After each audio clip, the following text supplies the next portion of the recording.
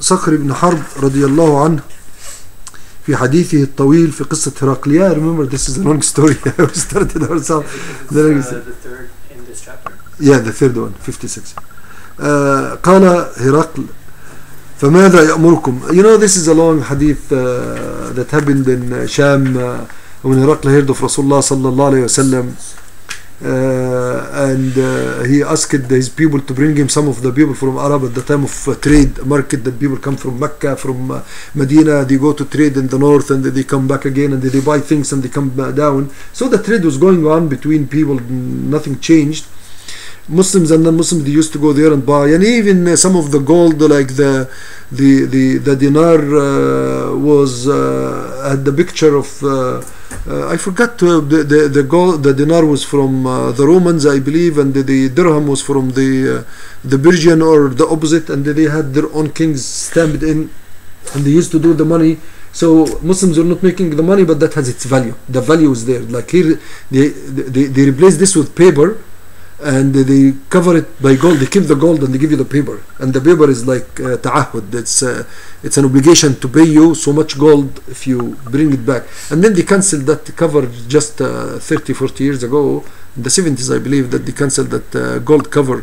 But they still now they are covering, most Muslim countries, they are covering their money through the dollar, and some they have a basket of euros and dollars and sterling and few things, which is really strange because they are strengthening the other currencies by the fact that they cover with their own, and instead of covering with gold, they should actually cover with gold even if they want it, or with oil. If they don't want to cover with gold, at least cover with oil. It would be really black. But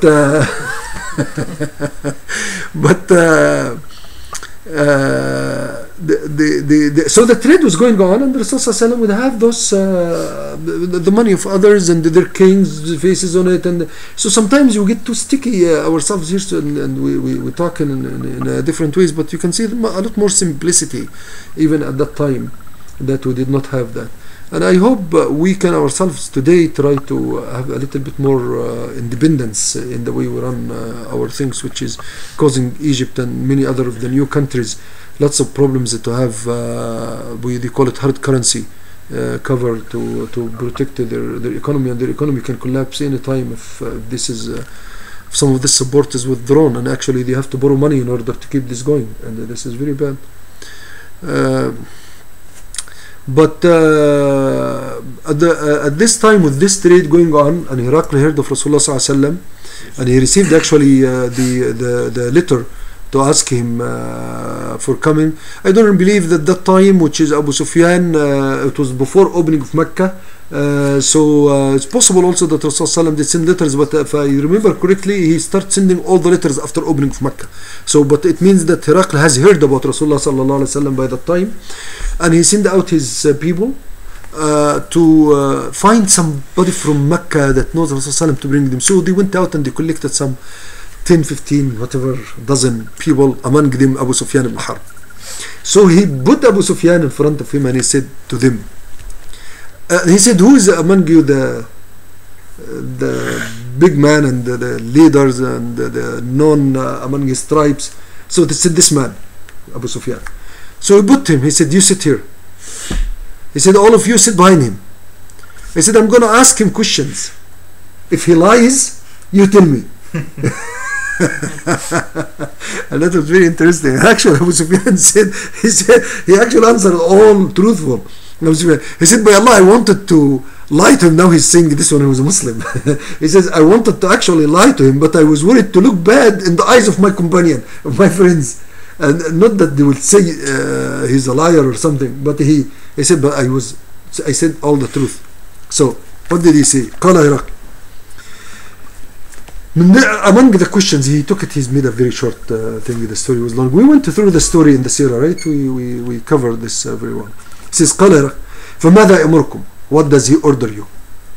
Meaning the man that came among you, sallallahu alaihi wasallam, Muhammad. He said, what did Muhammad sallallahu alaihi wasallam order you to do?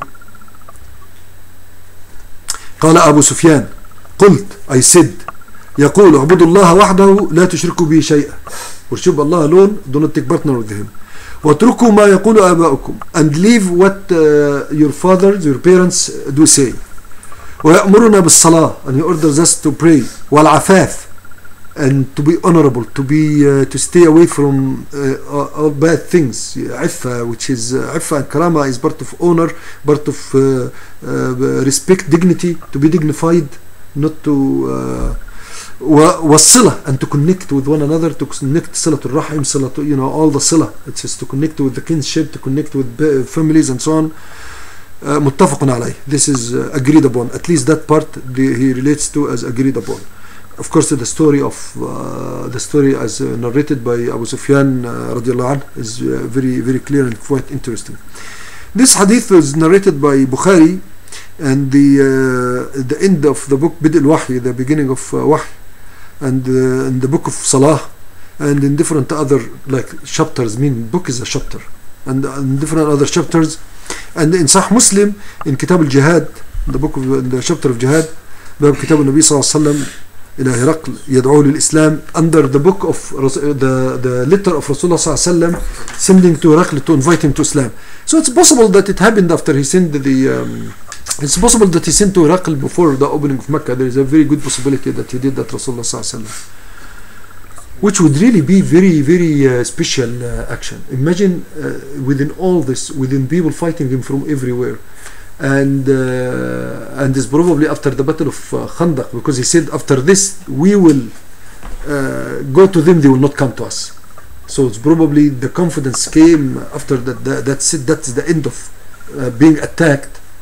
That as Rasul told us. Again, he's connected with Allah subhanahu wa ta'ala. He gets messages from Allah, so this is a different story. But look at him right away. He's taking the step to send out letters to everybody. How many letters did he write? He wrote over 300 letters for leaders to invite them to Islam in a very short life. From after the battle of Khandaq, if we relate to the trenches, to his death. So we were talking about 5 years, 6 years. Not actually. It was the 10. That was about 3 years. 3 years, 4 years. All right, because he died the 11th year of arrival to Medina, and the opening of Mecca was the 8th. So the trenches was just before this, the 6th. And so after it, for a year or something, maybe those letters started. We'll talk about 3 years. Before his death, he wrote the total amount of letters, 300 letters. How many letters did we write to invite anybody to Islam? Okay, I'm not going to show the answer. So we'll keep the answer secret. The raised hands. This is the Daawa. This is our responsibility, by the way. Sometimes we do it by talking, of course, if that's fine, alhamdulillah. But always writing something to somebody about some of the issues and what it is, if you can't reach that person and you write them away, it's very interesting. You're making the hujjah, la akthar wa la aqal. You're just making your responsibility. And that Rasul Sallam, that's what he did.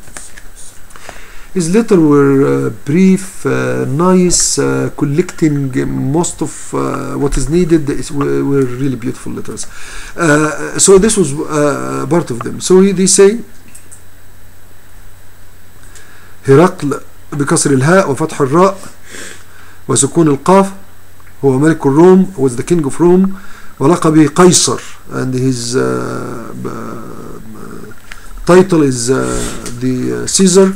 وكان ذلك لما كتب إليه رسول الله صلى الله عليه وسلم يدعوه سنة 6. Yeah, he's right. It was the 6th year. In fact, it was right after the Battle of the Trenches.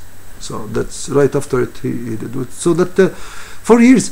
Very it's really amazing. It just shows connection with Allah subhanahu wa ta'ala. Anyone else would wait until he brings he trains people to have an army. He spread around the area where he is. He's going out to the biggest power. There were only 2 powers, the Persian and the Romans at that time, and he's going to one of the biggest power. Like when you talk, say Soviet Union and United States. So you're just going to them and says, come become a Muslim, to the leader of this other state, and you are not a state yet. It's really amazing. Every time you read this, you'll have to really think a lot about it. This is the iman, the strength of iman and the connection with Allah subhanahu wa ta'ala. It gets you to do those things.